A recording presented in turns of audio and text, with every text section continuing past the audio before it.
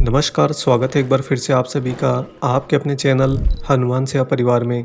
आशा करते हैं कि प्रभु श्री हनुमान जी और परम पूज्य गुरुदेव बाबा नीम करोली महाराज जी आप सभी भक्तों पर असीम कृपा सदैव बनाए रखें। दोस्तों, पता नहीं आप में से कितने लोग जीवन में एक ऐसी परिस्थिति में फंसे हो जब एक मुसीबत में आप बुरी तरह से ग्रस्त हो रखे हों और उसी समय दूसरी मुसीबत आपका इंतज़ार कर रही हो। ऐसी स्थिति जब मनुष्य के जीवन में आती है तो वास्तव में यह बहुत ही ज़्यादा दुखदाई होती है, क्योंकि अमूमन जब हम मुसीबत में फंसते हैं, कठिनाइयों में धंसते हैं, तो ऐसी स्थिति में हमारे प्रयत्न, हमारी प्रार्थना और हमारे ईश्वर की कृपा सभी मिलकर हमें उसमें से बाहर निकालने में लग जाते हैं और हमें एक अदृश्य प्रकाश दिखाई देता है कि हाँ, अब हम इसमें से बाहर निकलने वाले हैं। परंतु अगर हम एक मुसीबत में फंसे हो और उस समय एक और बड़ी मुसीबत हमारा इंतज़ार कर रही हो, तो ऐसी स्थिति में हम जड़ होकर रह जाते हैं। हम सोच विचार भी नहीं कर पाते कि एक कदम भी हम आगे बढ़ाएं या फिर ना बढ़ाएं। आप में से हो सकता है कई लोगों के जीवन में यह स्थिति आई हो, या फिर यह भी हो सकता है कि जीवन में कभी भी यह स्थिति आ सकती हो। ऐसे में आपको क्या करना चाहिए, आज के इस खास वीडियो में महाराज जी के आशीर्वाद से आप लोगों को हम यह भाव साझा करेंगे। दोस्तों, जैसा कि हम सभी जानते हैं कि महाराज जी अपने सारे प्रिय भक्तों का बहुत ज़्यादा ख्याल रखते हैं। बाबा की दृष्टि हर एक भक्त की गतिविधियों पर निरंतर बनी रहती है।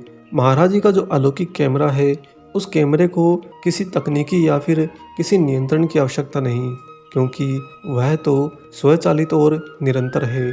बाबा जिन भक्तों पर अपनी निगरानी रखते हैं, उन भक्तों से महाराज जी का संबंध मात्र एक जीवन का नहीं है, अपितु हर एक जन्म के अंदर उन भक्तों के जीवनोपरांत बाबा उन पर अपनी दृष्टि जमाए रखते हैं। ऐसे में कई बार यह होता है कि हो सकता है मनुष्य अपने ही कर्मों के कारण एक ऐसी स्थिति में पहुंच जाए जहां पर वह खुद को बहुत ज़्यादा दुखदाई महसूस करे।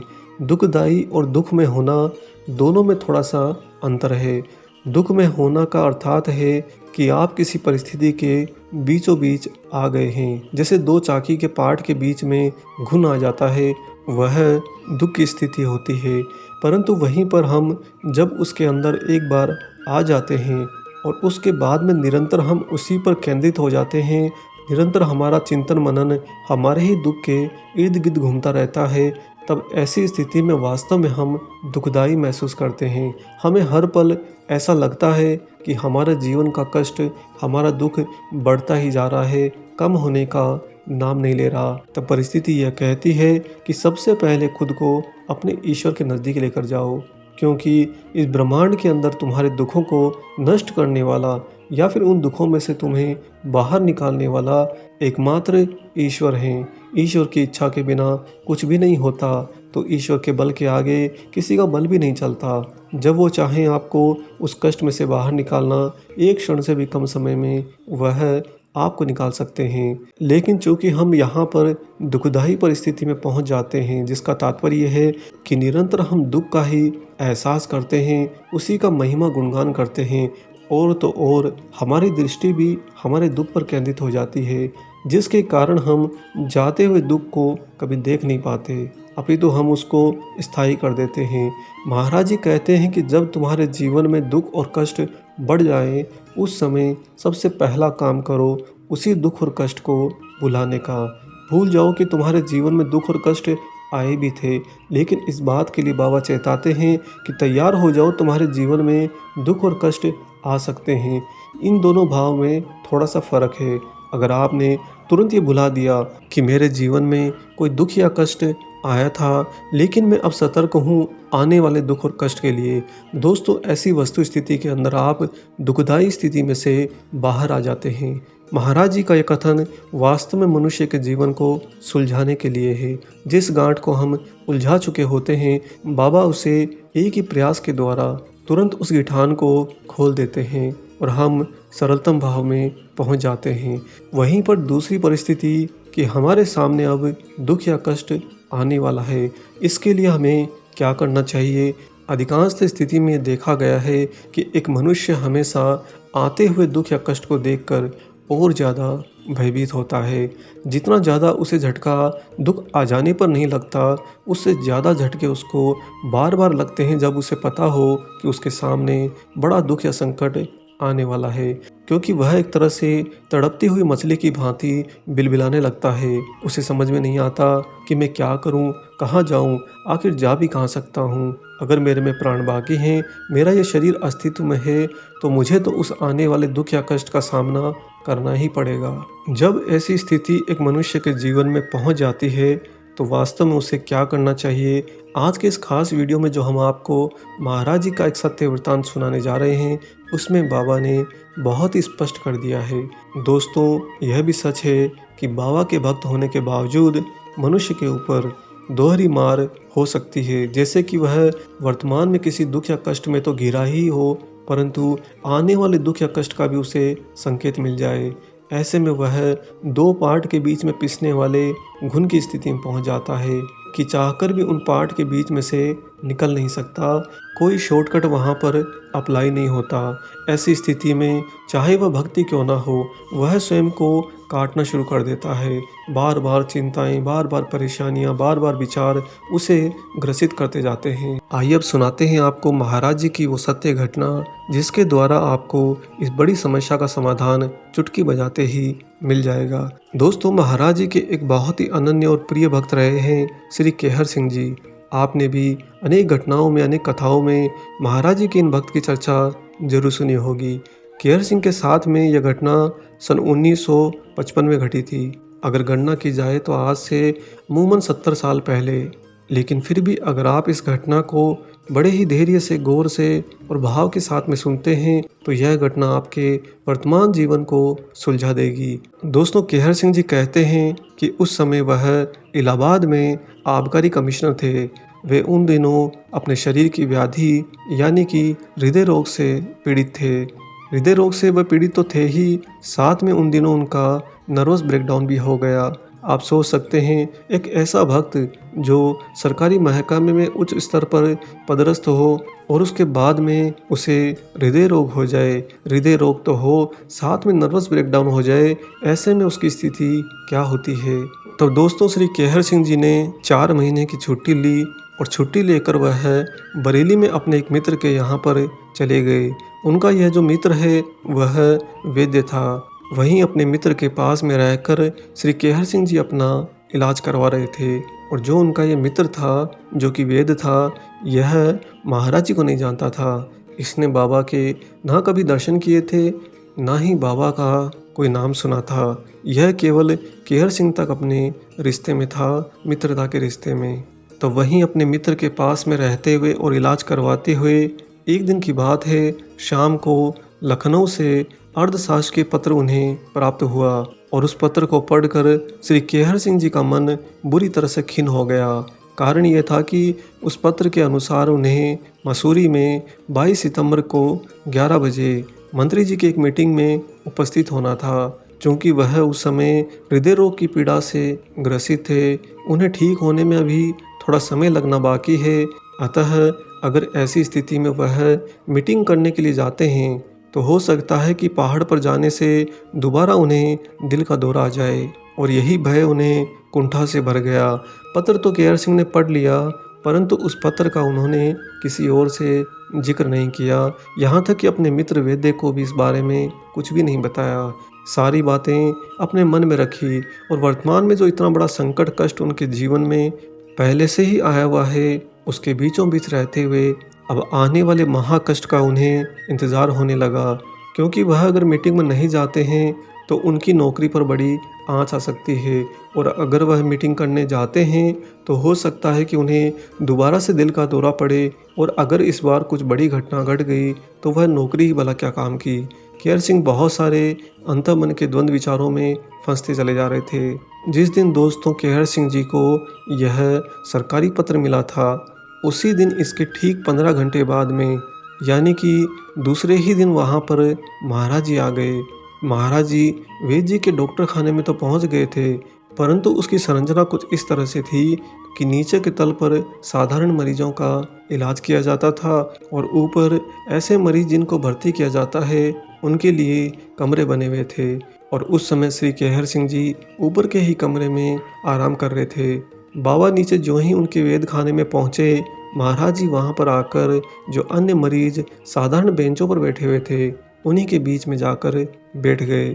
महाराज जी उस समय अकेले आए थे और बाबा का ही ये दिव्य प्रभाव था कि वहां पर विद्यमान कोई भी व्यक्ति महाराज जी के प्रति एक भी विचार नहीं सोच पा रहा था। कुल मिलाकर महाराज जी सबसे अनजान थे और वो सब बाबा से अनजान थे। कुछ ही समय और इंतजार करने के बाद में महाराज जी का नंबर आ गया। बाबा जब वेद जी के पास में पहुंचे और वेद जी ने उनसे कहा कि आपको क्या तकलीफ है श्रीमान, तो महाराज जी ने कहा कि तकलीफ तो कुछ नहीं है, परंतु आपके यहाँ पर ऊपर जो केहर सिंह ठहरा हुआ है, मैं उससे मिलने आया हूँ। तब वेद जी ऊपर के कमरे में गए और श्री केहर सिंह जी को नीचे आए उस अपरिचित व्यक्ति का हुलिया बताने लगे।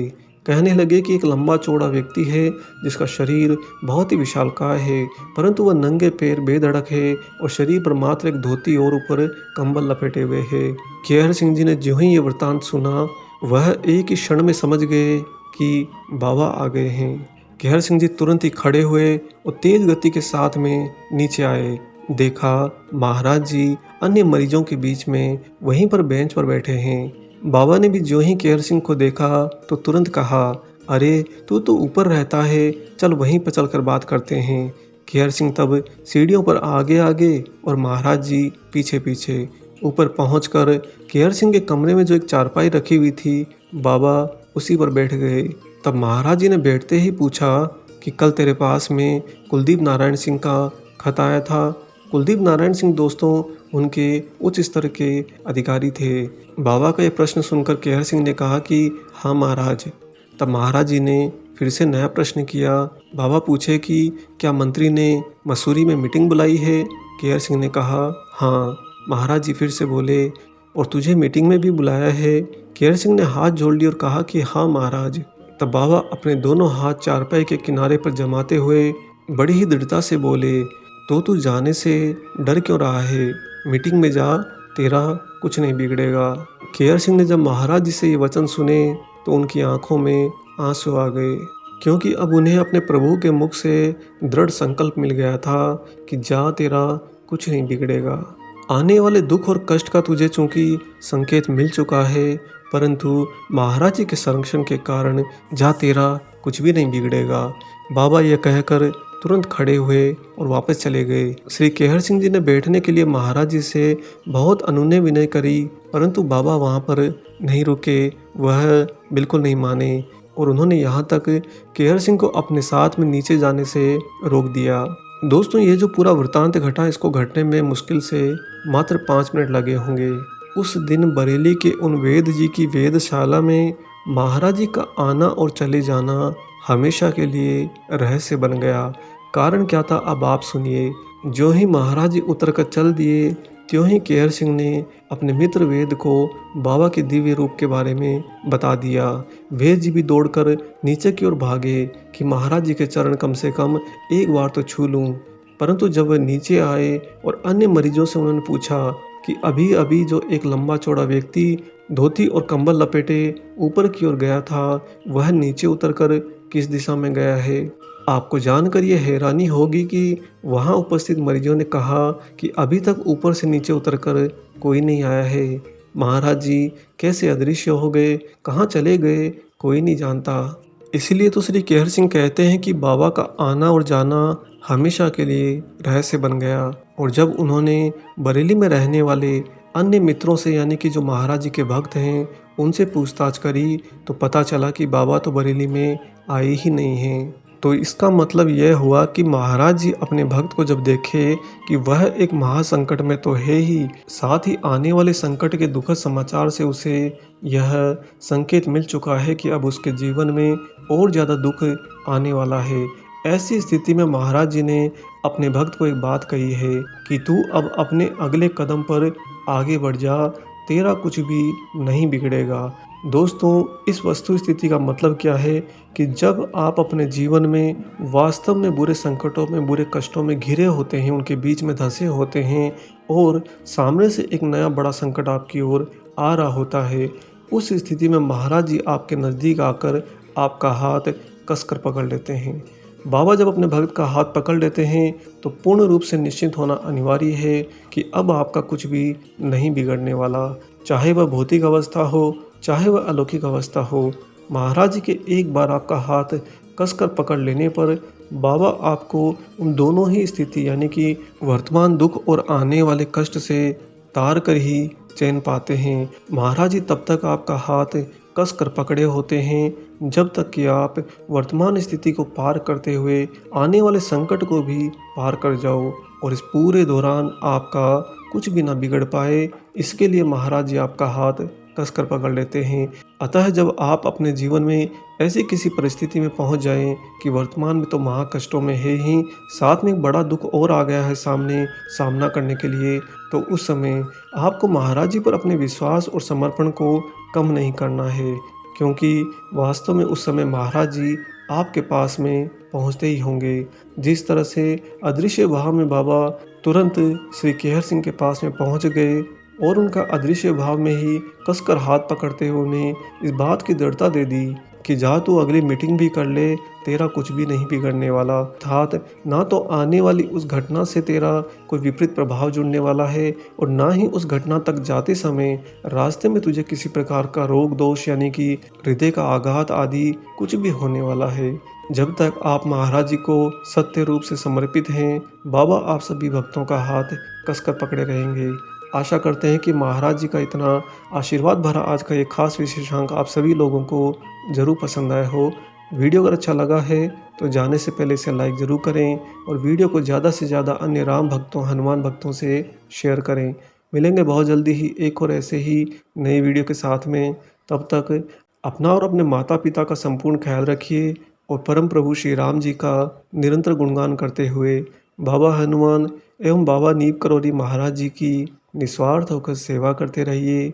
जय सिया राम।